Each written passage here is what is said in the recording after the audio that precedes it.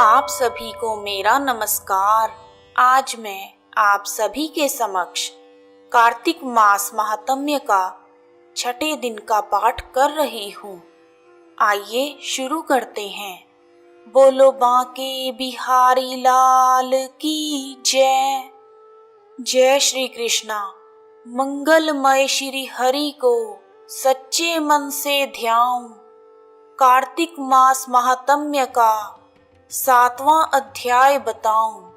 नारद जी ने कहा, हे राजन, कार्तिक मास में व्रत करने वालों के नियमों को मैं संक्षेप में बताता हूँ, उसे आप ध्यान से सुनिए।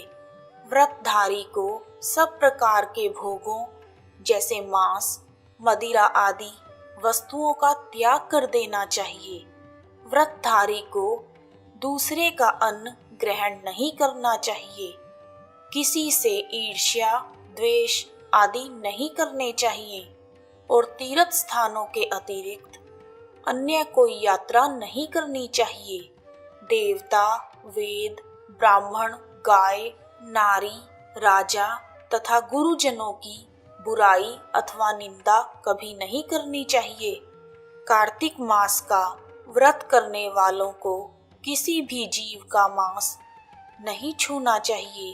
पान, कत्था, चूना, मसूर, बासी तथा झूठे अन्न का प्रयोग नहीं करना चाहिए। व्रतधारी को अपने ही घर में बना हुआ भोजन ग्रहण करना चाहिए। कार्तिक मास का व्रत करने वाले मनुष्य को सदैव ब्रह्मचर्य का पालन करना चाहिए। उसे धरती पर सोना चाहिए और दिन के चौथे पहर में केवल एक बार ही भोजन करना चाहिए।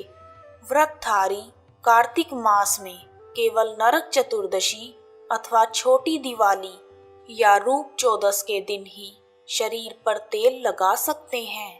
कार्तिक मास में व्रत करने वालों को सिंघाड़ा, प्याज, मट्ठा, गाजर, मूली, काशीफल, लौकी तथा तरबूज, इन सभी वस्तुओं का प्रयोग बिल्कुल नहीं करना चाहिए।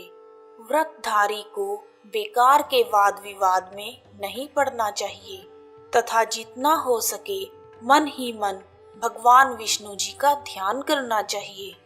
भगवान विष्णु को प्रसन्न करने के लिए अपनी शक्ति के अनुसार चंद्रायन आदि व्रत करने चाहिए और कार्तिक मास के नियमों का भली भांति पालन करना चाहिए।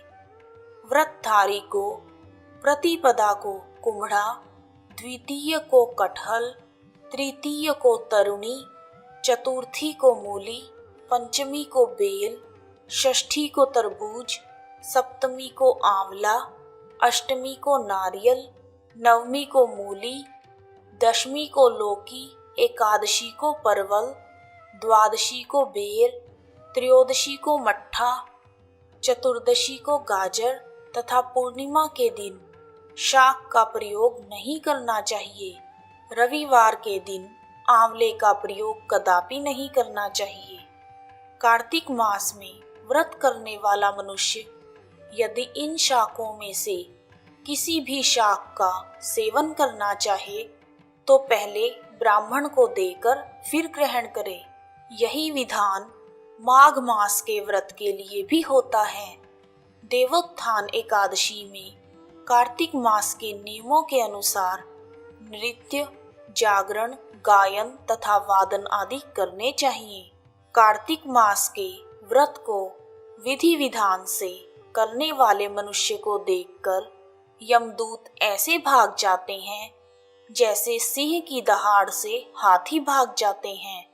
कार्तिक मास का व्रत सभी व्रतों में श्रेष्ठ है। इसके अतिरिक्त जितने भी व्रत तथा यज्ञ हैं वह हजारों की संख्या में किए जाने पर भी इसकी तुलना नहीं कर सकते, क्योंकि यज्ञ करने वाले मनुष्य को सीधा वैकुंठ की प्राप्ति होती है।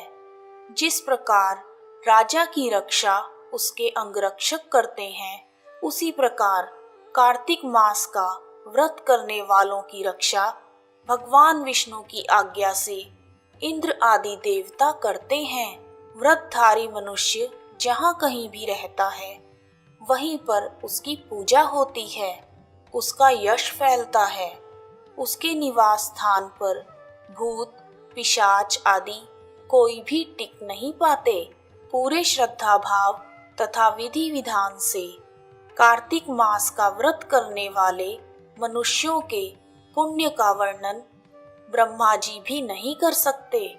यह व्रत सभी पापों को नष्ट करने वाला, पुत्र पौत्र प्रदान करने वाला और धन धान्य की वृद्धि करने वाला है। इस प्रकार कार्तिक मास के महात्म्य का 7वां अध्याय पूर्ण हुआ।